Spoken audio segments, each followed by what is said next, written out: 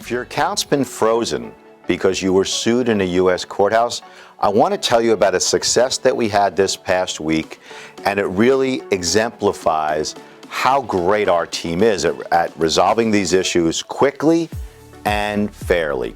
So in this particular case that was started by the GBC law firm, we represented 4 different accounts in the same case. We were able to settle all 4 cases within days of being hired through one settlement agreement, and it's making the resolution happen fast, and it also gave us the ability for each of the 4 different sellers to pay small amounts of money.